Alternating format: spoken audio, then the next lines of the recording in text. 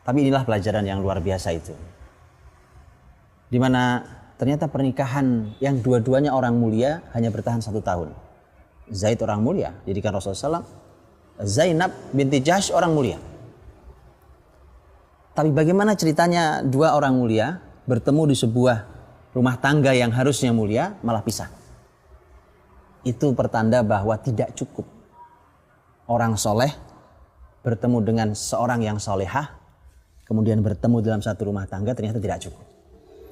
Artinya harus ada ilmu yang lain agar rumah tangga kelak tidak retak.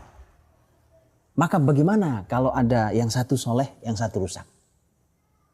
Terbayang oleh itu bagaimana ketimpangan rumah tangga? Maka perlu kebersamaan dalam kesolehan itu. Inilah yang disebut oleh para ulama sebagai al-kafa'ah atau al-kufu', yaitu kesetaraan. Kesetaraan yang dimaksud dalam rumah tangga Islam nomor 1 dan selalu disampaikan para ulama, kesetaraan itu adalah agama.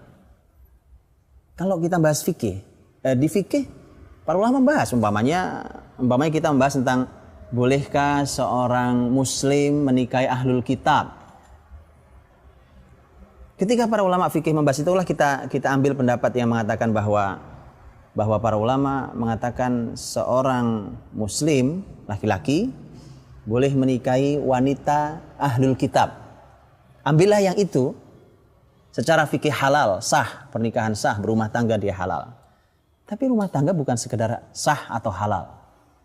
Ada kebesaran yang sedang dibangun. Apa artinya sebuah rumah tangga hidup dalam kehidupan yang tidak satu visi? Maka dari itu, ini kesetaraan. Kesetaraan itu awalnya agama, kesolehan. Bahkan sesama muslim dan muslimah saja bisa jadi timpang kesolehannya, bisa jadi timpang ilmunya. Tapi ada pelajaran yang luar biasa mahal dari bab ini. Saya mencoba mencarinya melalui kitab-kitab tafsir para ulama untuk mencari apa sebenarnya penyebab utama perceraian Zaid dan Zainab. Disebutkan bahwa para ulama mengatakan tentang bagaimana seorang Zainab radhiyallahu anha ternyata beliau memiliki lisan itu nampaknya menyebut-nyebut tentang kebesarannya. Karena perlu diketahui memang Zainab, Masya Allah, Zainab punya kecantikan. Zainab nasab Quraisy, apalagi ada nasab sepupuan dengan Rasulullah Sallallahu Alaihi Wasallam. Sementara Zaid dulu hanya mantan budak. Dia bukan Arab, hanya mantan budak dan bukan Arab. Dijual di pasar Hubasyah, pasar penjualan budak di sekitar Mekah. Tidak setara, jauh.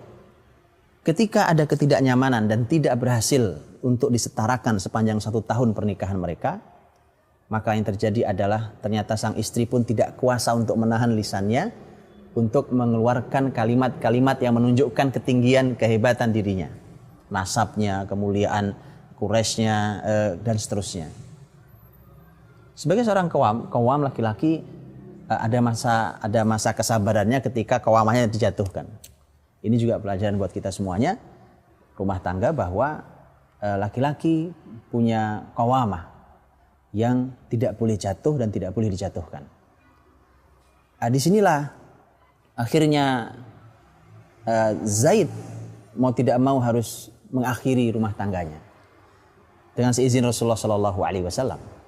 Dan biarkan kita belajar bahwa ternyata kita sebagai sepasang suami istri harus berusaha untuk menyetarakan antar kita.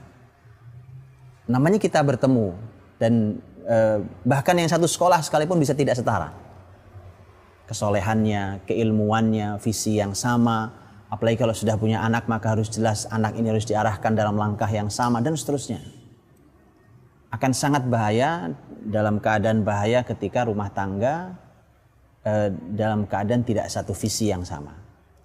Tidak setara kesolehan suami istri, ilmu suami istri. Dan pelajaran mahal tentang kesetaraan itu menjadi pelajaran buat umat Muhammad SAW. Bisa jadi, wallahu alam, adalah bahwa inilah salah satu yang ingin ditekankan tentang mengapa nama Zaid disebut dalam Al-Quran ketika tidak ada nama sahabat lain disebut selain hukum, bicara tentang masalah hukum fikih.